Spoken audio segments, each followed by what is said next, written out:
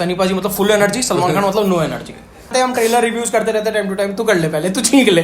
खास भी छींक नहीं रहा था, ये फंबल कर रहा है। लच्छू ऐसे पड़ा मत रहे यार पीछे, यार क्या कर रहा है यार तू, आने दे, एनर्जी आ रही है उसमें, मत कर अभी। अरे नाम है बुच्ची बाबू, यार कितना घटिया आदमी, रेसिस्ट है यार एक नंबर का। काला चश्मा जचदा, मैंने वो मूवी नहीं देखी, मैं तुझसे जब बहुत बढ़िया क्या जीवन में।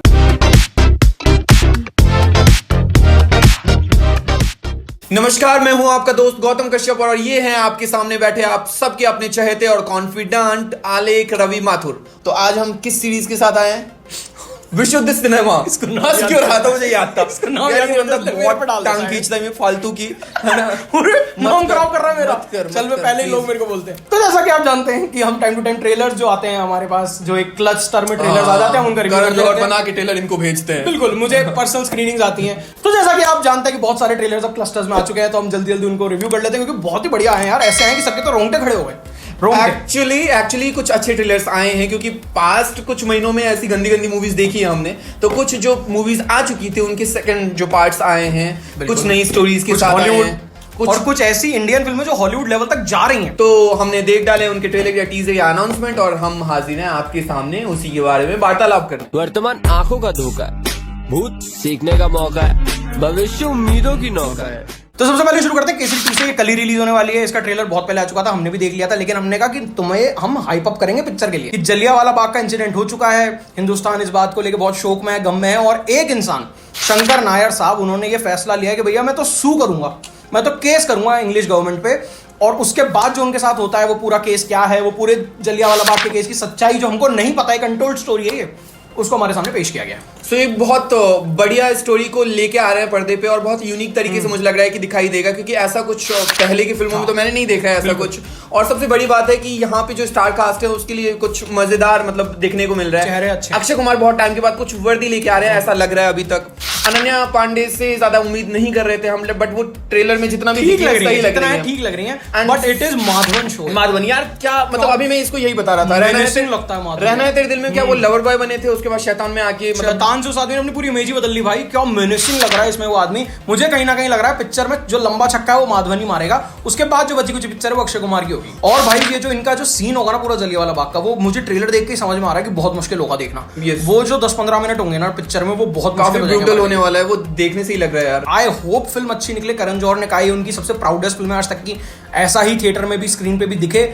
मैं सही में चाहता हूँ अक्षय कुमार का कमबैक हो, क्योंकि वो आदमी बहुत मेहनत कर रहा है, वो आदमी बहुत मेहनत कर रहा है। पिक्चर अच्छी नहीं मिल रही, जनता का भी विश्वास थोड़ा उठ गया, लेकिन वो अपनी तरफ से तो पूरी जान लगा रहा है आदमी। मेहनत से याद आया कि अजय देवगन की भी एक मूवी आने वाली है। बिल्कुल again one of those actors जो हर 2-3 महीने में आ जाते हैं, पूरी जान लगाते हैं, कभी फिल्म सक्सीड होती है कभी नहीं होती है। इस बार उन्होंने सही फॉर्मूला खेला है, यानी कि अपनी एक सक्सेसफुल फिल्म का सीक्वल निकालना। तो रेड जो आई थी उनकी फिल्म, उसका सीक्वल रेड 2 अब आ रहा है। नई स्टार कास्ट है, पुरानी स्टार कास्ट भी है, वो कहानी कंटिन्यूएशन में चल रही है। अमेय पटनायक की 75th यानी प्लेटिनम जुबली रेड है ये। 74 ट्रांसफर वो ले चुके हैं, यानी जब रेड डालते हैं तब एक नई ट्रांसफर हो जाता है नई जगह पे। इस बार ऐसी जगह पहुंचे जहां पे रितेश देशमुख एक बहुत बड़े पॉलिटिशियन है, उनके घर पर उन्होंने रेड मार दी है। ट्रेलर में जितना कुछ भी दिखाई दे रहा है, अजय देवगन के एक्सप्रेशन और रितेश देशमुख का जो भी जितना भी सीन दिखाई दे रहा है ना, लोगों ने मेहनत करी है। कुछ स्टार्स को इनसे सीखनी चाहिए जो बढ़िया फीस लेते हैं और 2 साल 1 साल पे एक मूवी लेके आते हैं, उनके फैंस वेट करते हैं कि भाई कुछ लेके आए हैं। तो भाई बोल दिया अरे मतलब भाई वाला मैं किसी का नाम नहीं ले रहा हूँ, बट हाँ, तो अजय देवगन एक्चुअली ऐसे रोल में फिट भी बैठते हैं। हाँ, अजय देवगन वो जो होता है ना कि भाई ज्यादा एक्सप्रेस नहीं करना है, आंखों से गेम करूंगा तुम्हारा, वो वाले रोल में अजय देवगन अच्छे भी लगते हैं। और यहाँ इस फिल्म में भी वो मुझे ऐसा लग रहा है कहीं ना कहीं मजा है। पर यहाँ पे इस बार जो लास्ट टाइम विलन थे यानी हमारे सौरभ शुक्ला साहब, उनसे भी बड़े विलन मुझे कहीं ना कहीं लग रहा है। और भाई ये बात तो हमें माननी पड़ेगी, जब विलन बनता है रितेश देशमुख, चाहे वो एक विलन हो, चाहे वो बकवास फिल्म मरजावा जैसी पिक्चर हो, रितेश देशमुख भाई अपना काम आउटस्टैंडिंग लेवल पे ले जाता है। तो मुझे बहुत उम्मीद है इस फिल्म में, खास करके रितेश देशमुख से। अगली जो फिल्म है दैट इज पेटी। तू हंस क्यों रहा है यार? मैं इसलिए हंस रहा हूँ क्योंकि ये इस मूवी के लिए इतने एक्साइटमेंट के साथ बोल रहा है ना, ये इसलिए एक्साइटेड है क्योंकि इसमें जानवी कपूर है, राइट? हाँ, बस हो गया। क्या याद दिला दिया है? बोल दे, दर्शकों को बोल दे क्या है इस मूवी में। जानवी जी है मूवी में। खैर, फिल्म में है ग्लोबल स्टार रामचरण और बुच्ची बाबू की ये फिल्म है। उनकी लास्ट फिल्म मुझे बहुत पसंद आई थी, जो कि थी, अरे नाम है बुच्ची बाबू, यार कितना घटिया आदमी, रेसिस्ट है यार एक नंबर का। तो बुच्ची बाबू की लास्ट फिल्म थी उपेन्ना, वो मुझे बहुत अच्छी लगी थी। विजय सेतुपति का अल्टीमेट काम था उसमें। अभी फिलहाल इस फिल्म की मैं बात करूं तो कुछ ज्यादा इन्होंने टीजर में दिखाया नहीं है, सिर्फ क्रिकेट खेलते हुए दिख रहे हैं, और ये पता चल रहा है कि रूरल स्टोरी है एक, एकदम गांव में बेस्ड कहानी है। और भैया जब गांव की कहानी होती है और जानवी कपूर उसमें गांव की लड़की बनती है तो देवरा में हम देख चुके हैं वो कितनी खूबसूरत लगती है। बहुत बहुत। तो और मैं कुछ लोग तो तो सिर्फ उसको देखने के लिए पहुंच जाते हैं। बिल्कुल, तो मैं तो उनको इस फिल्म में देखने के लिए बहुत एक्साइटेड हूँ कि वो कितनी कितनी ज्यादा निखर के उनकी खूबसूरती स्क्रीन पे आएगी। उनको ही देखने के लिए एक्साइटेड हूँ। और फिलहाल बात ऐसी है कि अभी टीजर में कुछ खास दिखाया नहीं गया, क्रिकेट के कुछ शॉट्स दिखाए गए कि ये रूरल एरिया में क्रिकेट खेल रहे हैं, लेकिन बात ऐसी है कि रामचरण तेजा को एक कमबैक की जरूरत है। उनकी जो लास्ट फिल्म थी गेम चेंजर, तुझे पता कितना बड़ा स्कैम थी वो पिक्चर? अच्छा। पहले दिन पे उसका पोस्टर आया था 186 करोड़ वर्ल्ड वाइड, ठीक है, और फिल्म का लाइफ टाइम कलेक्शन रहा है 178 करोड़। तो इतना बड़ा स्कैम उन्होंने पहले ही दिन पे कर दिया था कि जितना उन्होंने पहले दिन का कलेक्शन दिया वो तो उनसे लाइफ टाइम में क्रॉस नहीं हुआ। बट यार उसमें उसकी कोई गलती नहीं थी, वो तो डाकू महाराज ने ओवरशैडो कर लिया था। अभी आप खुद ही सोचिए डाकू महाराज की 105 करोड़ की सक्सेस के बाद। खैर जो अगली फिल्म है वो एक हॉलीवुड फिल्म है भाई। अब तुम्हें क्या लगता है, हम सिर्फ हिंदी फिल्में देखते हैं?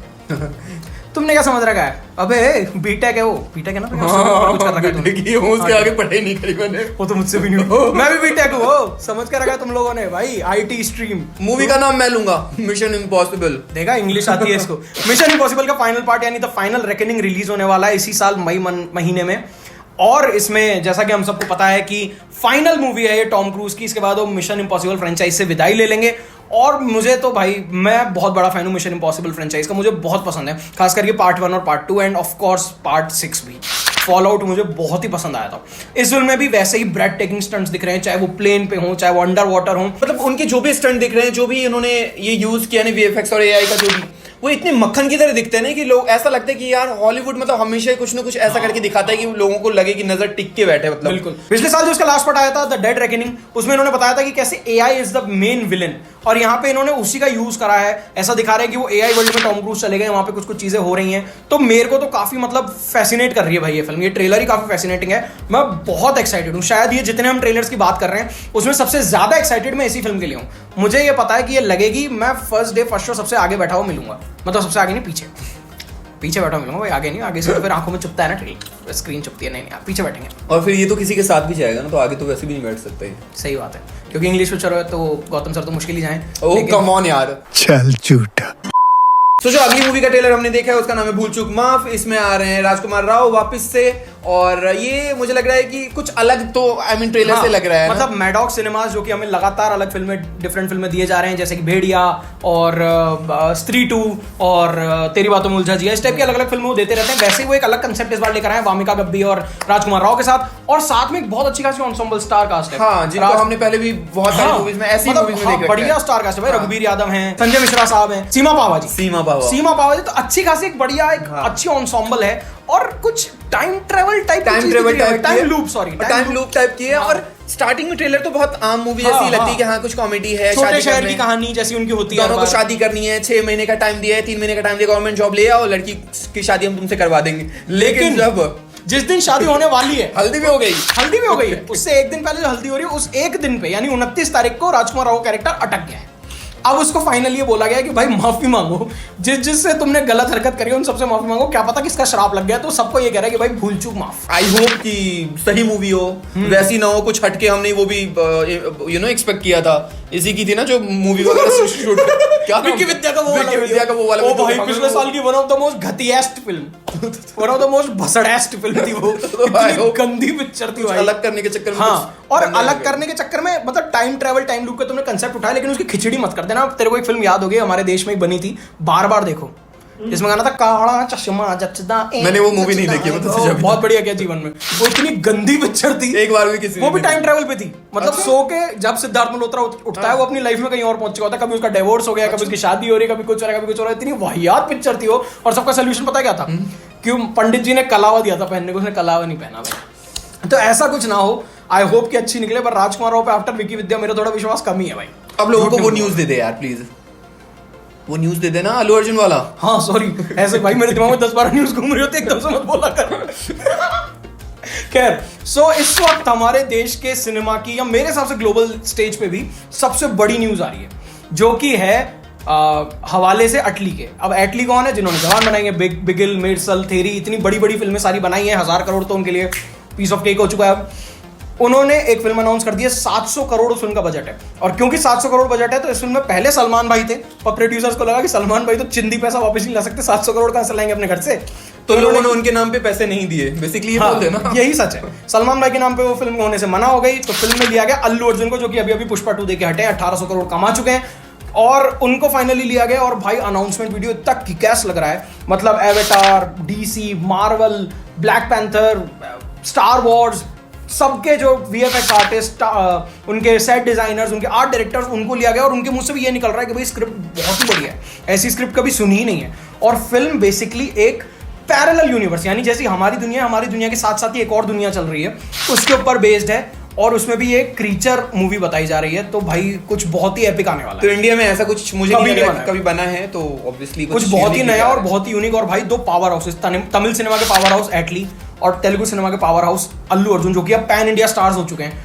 वो अब पैन वर्ल्ड की तरफ आगे बढ़ रहे हैं। आई होप ये बहुत ही एपिक निकले, मुझे तो बहुत गजब लग रही है भाई। तो यहाँ पे हमने जो भी ट्रेलर के जिक्र किए हैं, अगर आपको वो देखना है तो क्या लिंक डालने वाले हो? बिल्कुल, डिस्क्रिप्शन बॉक्स में लिंक मिल जाएगा आपको सभी का, प्लीज वहां जाके इनको चेक कर लो। लेकिन उससे पहले चैनल को सब्सक्राइब कर लेना, और उससे भी पहले सर पूरा वीडियो कंप्लीट करते हुए जाना, ठीक और है? लाइक भी कर देना, और शेयर भी कर देना अपने दोस्तों के साथ, कमेंट भी कर देना। अरे सब कुछ कर देना, तुम्हारा चैनल है, जो भी करना है, गाली के अलावा सब कुछ कर दो। नहीं, गाली भी दो, कोई प्रॉब्लम नहीं, लेकिन गौतम सर को। तो जल्दी मिलते हैं आपसे बहुत एक्साइटिंग और वीडियोस के साथ, तब तक के लिए जय श्री राम, वंदे मातरम।